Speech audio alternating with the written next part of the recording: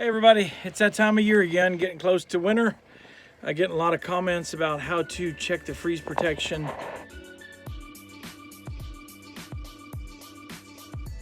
Hey everybody, it's that time of year again, getting close to winter.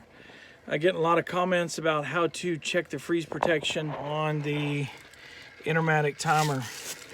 This is your freeze setting, the dial.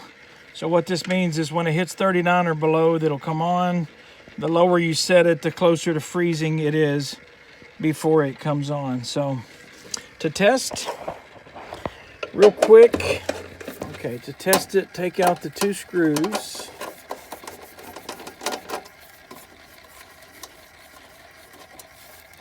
On each side. Remove the door. You see the coil of wire. That is the copper tubing for the freeze sensor.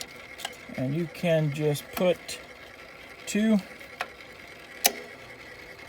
There you go. Heard it click. And there the pool just came on. So again, to test it, turn everything off.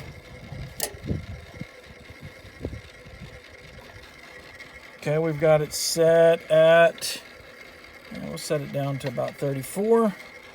Those switches are off.